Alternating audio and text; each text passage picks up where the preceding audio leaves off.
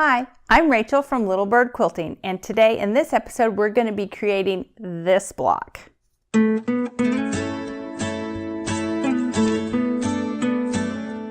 This is the 6th block in our Big Block Quilt series, and it is my interpretation of what could be seen as kind of a Churn Dash block. I used my solid purple, my texture purple, and the gray background that I have throughout my whole quilt. And remember, we need to make 5 of these blocks to be able to make our entire quilt. So to create this block, we need 2 squares that are 7 5/8 by 7 5/8, and we need those cut on the diagonal. Then and that's our solid purple. Then we need 1 square that's 3 inches by 3 inches, and that's in our textured purple. We need 4 squares that are 3 7/8 by 3 7/8, and that's also in our textured purple. Then in our background fabric, we need 4 squares that are 4 1/4 by 4 1/4, and we need those cut on the diagonal so that we have 8 of those pieces. Then we need 4 rectangles that are 7 1/4 by 3 inches. So let's go ahead and get started. I went ahead and did a few of the units that we have to create. These are the units we have to create, and we have to have 4 of them. So let's go ahead and create the final one that we need. So we're going to take our purple square, which is the purple square down here in the left-hand corner. And I am going to take one of my squares that is gray, and this is the 4 1/4 inch square that we cut on the diagonal. And I'm going to sew him along this side, and I'm going to line the bottom of him up with the bottom of the square. So you see I have a little tail hanging off the top. And I have my machine set at 1/4 inch, and my stitch length is, you want to be between 1.6 and 1.8. You want a decently small stitch length. So we go ahead, and I've sewn that side on. And for this block, it's just decide which direction to press your seams and do all of those sections the same. I went ahead and pressed it towards my purple. So now I'm going to take my other half of that square, and I'm going to sew him along the top side. And I'm lining up these 2 edges right here.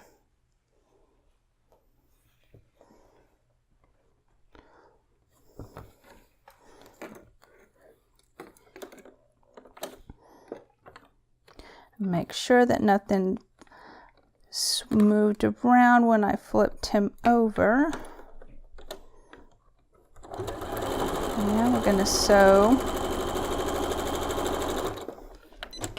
along there.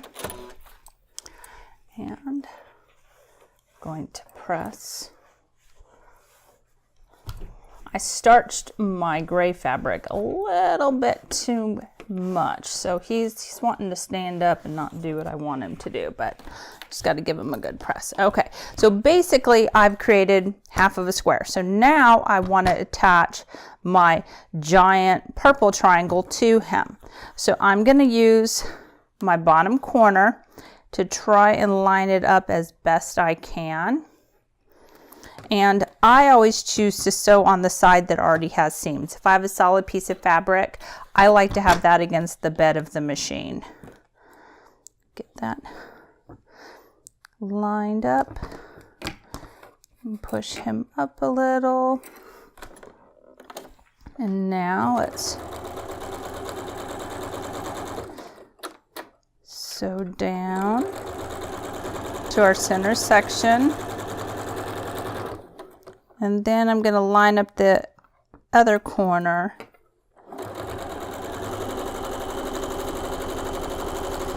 And then we are we have that section done. So let me go ahead and I'm going to press it to the purple, to my large triangle. And I'm going to flip him over because it did not want to do that.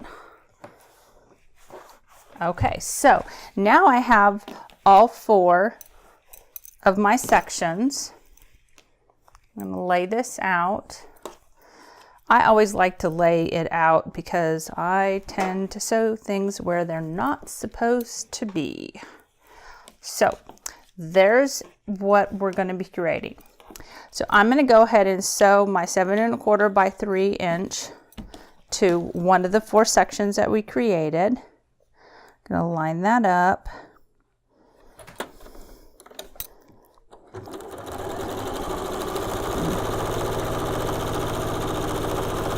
Sew that one on this side.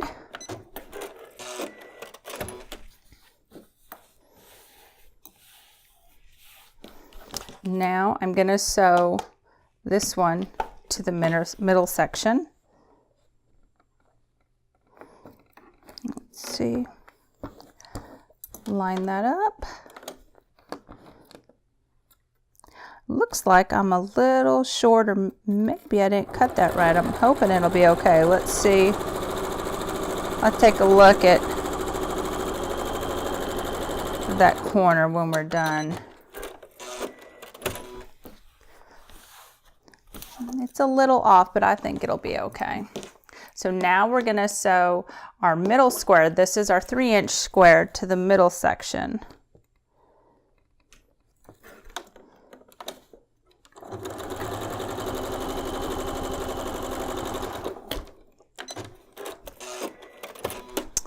And we're going to sew this middle section to the rest of it.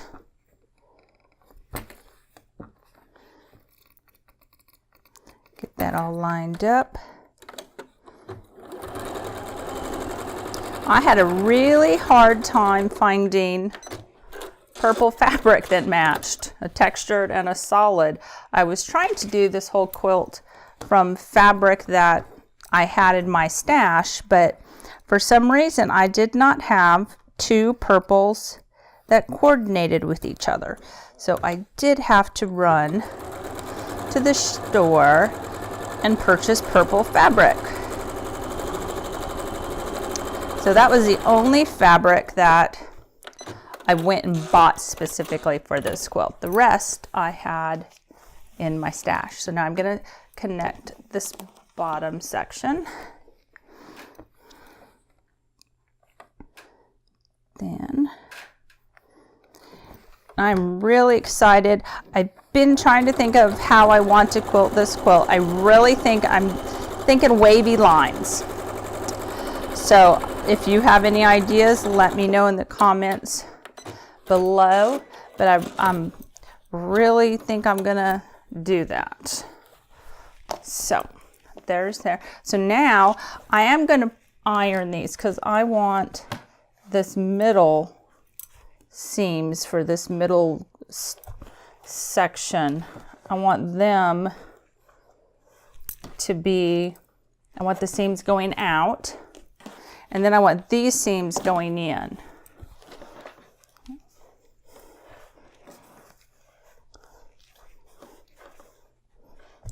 Get that pressed so it's sitting the right way. There we go.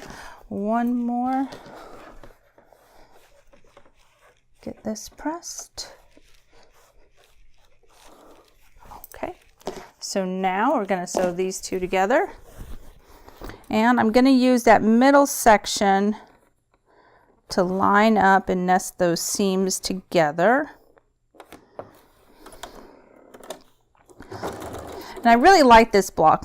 Usually I'm not too thrilled about sewing triangles onto things because usually it seems like nothing ever lines up really well, but this block actually went together quite well, and I think it's because, you know, they're not small triangles. The larger triangles seem to, you know, stay where you want them to be.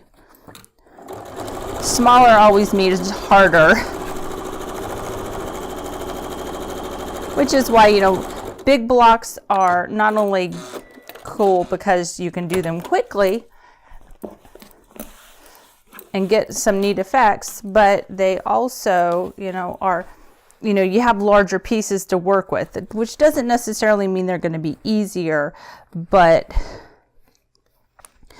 it really is, to me, I always think a bigger piece of fabric, you know, there is such a thing as too big of a piece of fabric, but, you know, within reason, 16, 18, even 24-inch blocks. I really do like a 24-inch block.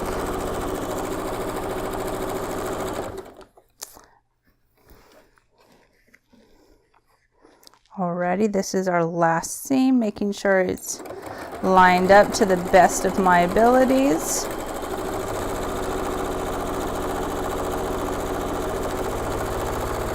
So all the way down to the bottom, and